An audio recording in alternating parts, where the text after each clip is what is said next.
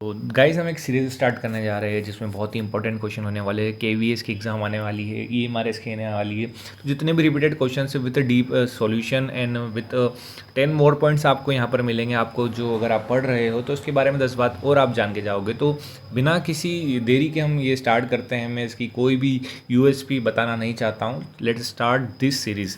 सो आखिरी तक बने रहिए, बस यही कहना चाहूँगा। तो पहला क्वेश्चन है, the declaration of rights of working and exploited people was adopted in which year in Russia. रूस में किस वर्ष कामकाजी और शोषित लोगों के अधिकारों की घोषणा की गई थी? तो भाई अगर बात कर ली जाती है तो इसका आंसर होगा 1918। अब 1918 क्यों होगा? क्योंकि आपको पता है यहाँ पर 1917 में ही दो बार क्रांति हुई थी जो रूस की बहुत फेमस है। एक है अक्टूबर क्रांति और सबसे उसके पहले हुई थी फरवरी क्रांति। तो आपसे दो चीज़ जरूर पूछी जाती है और उस समय का अगर आपसे बोला जाएगा तो उस समय कौन प्रोमिनेंट लीडर था, तो उसका नाम आपको बताना, लेनिन। ठीक है, 1917 में ये रेवोल्यूशन होता है। उसके बाद यहाँ पर सोशलिस्ट सरकार इस्टेब्लिश की जाती है बोल्शेविक द्वारा, और फिर 1918 में राइट्स दे दिए जाते हैं जितने भी शोषित और वर्किंग क्लास को। The second question is the Poona pact of 1932 was a pact between Mahatma Gandhi and B R Ambedkar. तो B R Ambedkar and Mahatma Gandhi के बीच में कहाँ पर पूना पैक्ट साइन किया गया था? तो दोस्तों मैंने आंसर तो इसका बता ही दिया, इसका आंसर होगा पूना। तो दोस्तों पूना में ये संधि हुई थी। अगर इसकी बात कर ली जाए तो पूना में संधि हुई थी, और ये संधि की वजह ये थी कि जो बी आर अम्बेडकर जी है वो एक सेपरेट इलेक्टोरेट की मांग कर रहे थे डिप्राइव्ड पीपल के लिए, और गांधी जी जो थे वो इसके बिल्कुल खिलाफ थे। इसी वजह से ये नाराज़ थे और ये येवड़ा जेल है पुणे में, वहाँ पर फास्ट पे चले जाते हैं और बाद में इन्हें मनाने के लिए बी आर अम्बेडकर जी को मानना पड़ता है और पूना में ये साइन की जाती है, इसलिए इसे पूना पैक्ट कहते हैं। आपको ईयर भी याद रखना है 1932। ये रिपीटेड क्वेश्चन है DSSB के, सो आपको बने रहना है क्योंकि ये आगे भी रिपीट हो सकते हैं। अगर आप डीप सॉल्यूशन चाहते हैं तो सॉल्यूशन यहाँ पर है। 1932 में पूना पैक्ट समझौता हुआ था। आपको अगर डेट पूछ ली जाए तो ये 24 सितंबर को हुआ था 1932। अब आपसे पूछा जा सकता है कि 70 कितनी संख्या यहाँ पर सीट बढ़ा दी गई थी। गांधी जी ने जब माना था तो उन्होंने कहा था कि हम आपकी जो नंबर ऑफ़ सीट्स है वो वहाँ पर बढ़ा देंगे विधानमंडलों में। तो 71 से 148 कर दी गई थी, मतलब अप्रोक्स 2 गुना यहाँ पर 200 गुना यहाँ पर कर दी गई थी, 2 गुना कर दी गई थी, मतलब 200%, सॉरी। सो यहाँ पर 80% तक की वृद्धि की गई थी।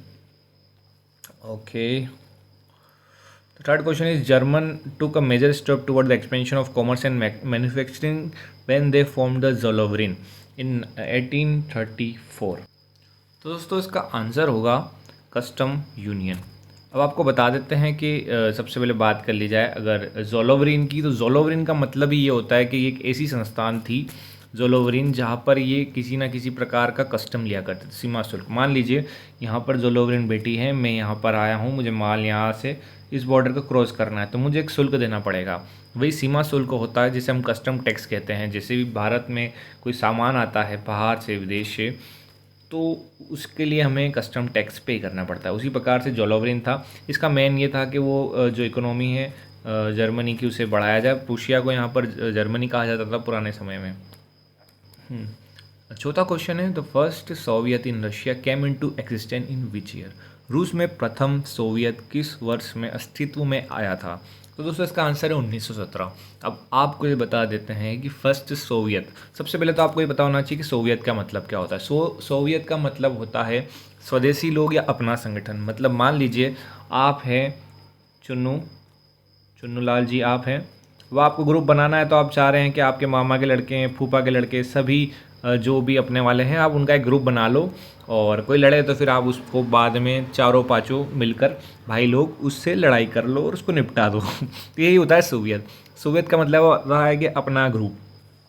तो 1917 में यहाँ पर रेवोल्यूशन होता है और फर्स्ट सोवियत बनाया जाता है रशिया में, जिसका मतलब होता है अपने अपने स्वदेशी संगठन बनाए जाते हैं और इसी को हम सोवियत कहते हैं। बाद में ये USSR में तब्दील हुआ, USSR, ठीक है। और आपसे अगर कोई पूछ लेता है कि USSR का फुल फॉर्म क्या है, तो union of Soviet socialist Republic, ठीक है। तो आपको मैंने सारे फैक्ट यहाँ पर बता के रख दिए हैं। बिहाइंड द लॉजिक भी आपको बता दिया है कि क्या इसके पीछे लॉजिक है। नेक्स्ट क्वेश्चन की ओर बढ़ते हैं। सो फिफ्थ क्वेश्चन इस 1905 का रेवोल्यूशन को क्या कहा जाता था फॉर द 1917 रेवोल्यूशन। तो 1917 रेवोल्यूशन के फैक्ट में 1905 के रेवोल्यूशन को क्या कहा जाता था?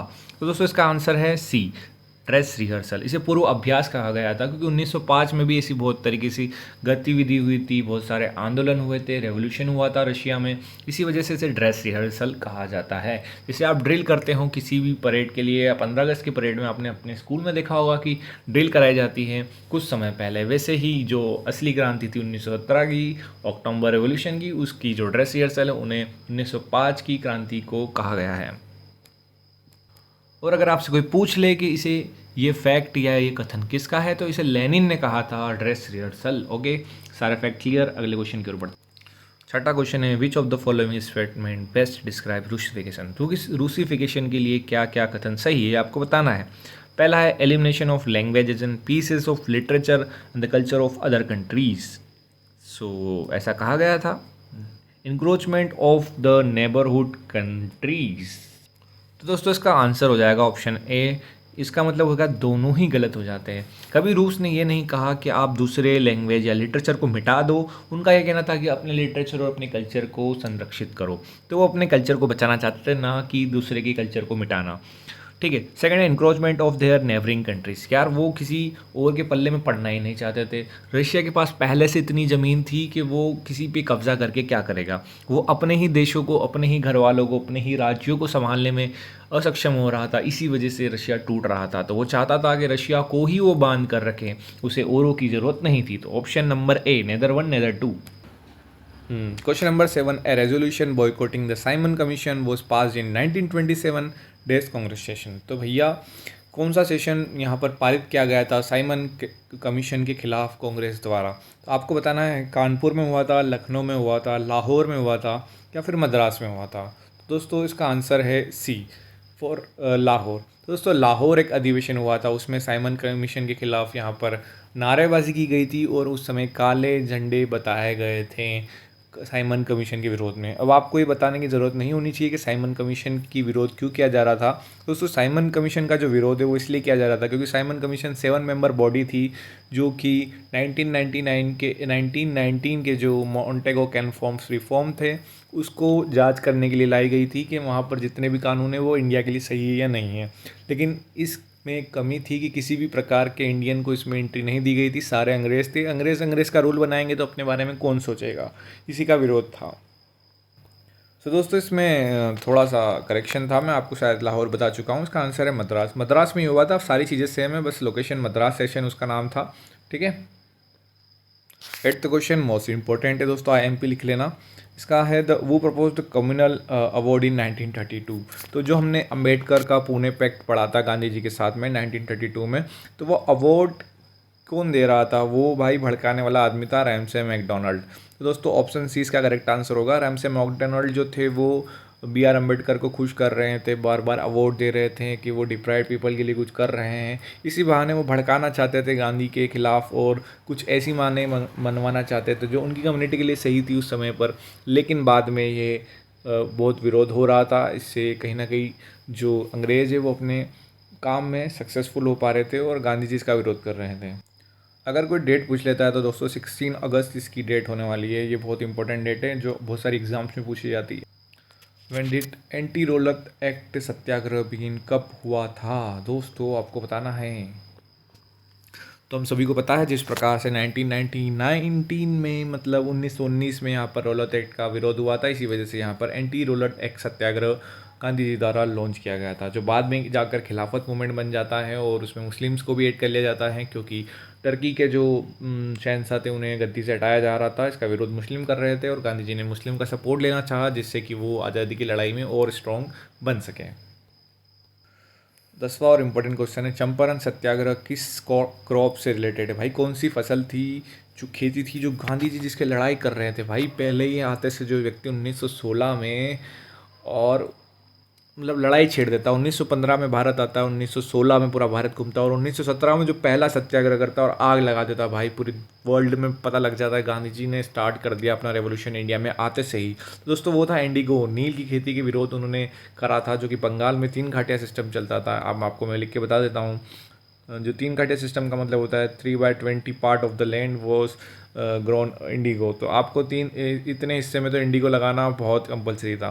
तो आप सोचोगे कि यार ये तो बहुत अच्छी चीज़ है, इंडिगो ही तो लगा रहे, लेकिन इससे ये होता था कि आपकी ज़मीन ख़राब हो जाती थी। अगर आपके खेत है, मान लो आप इस पे बार बार यहाँ लगा रहे हो और ये चीज़ बंजर हो रही है थोड़े समय के बाद, तो आपको तो बाद में नुकसान है ना यार, आप तो किसान हो। मोस्ट रिपीटेड क्वेश्चन है भाई, when was Jhansi annexed by British Empire. यार झांसी को ब्रिटिश साम्राज्य में कब मिलाया गया था? भाई ये क्वेश्चन ना आए ना किसी एग्ज़ाम में तो उनका मन ही नहीं होता है। Rani Laxmibai is a favourite topic of every government exam, और कोई भी अगर एसएसटी का पेपर ले रहा है तो भाई झांसी की रानी का पूछेगा ही पूछेगा। तो आपको क्या बताना है 1853। तो 1853 में झांसी यहाँ पर डॉक्ट्रिन ऑफ लैप्स्ड के थ्रू यहाँ पर अंडर में आ जाती है। अब आप पूछोगे ये डॉक्ट्रिन ऑफ लैप्स क्या होता है और किसने दिया था? तो ये इसे दिया था डलहौजी ने। डलहौजी बहुत ही शानदार आदमी था भाई, बहुत सारी अच्छी अच्छी चीज़ें करी थी। आपको बता देते हैं डलहौजी ने लाया था, और इससे ये होता था कि जिस भी किंगडम है उस किंगडम के पास नेचुरल हायर नहीं होता था, तो उसका वंशज अगर रियल नहीं है तो वो जितनी भी टेरिटरी वो ब्रिटिश साम्राज्य द्वारा हासिल कर ली जाएगी। उनको दे देंगे भैया आप लो चंदा, एक काम करो पेंशन लो 1000 10,000 1 लाख, आप बैठो साइड में, ब्रिटिश यहाँ पर राज करेगा। तो यही दिक्कत थी डॉक्ट्रिन ऑफ लैप्स की, जिस वजह से 1857 की क्रांति में रानी लक्ष्मीबाई का नाम आया और वो एक अमर गाथा लिख कर चले गए।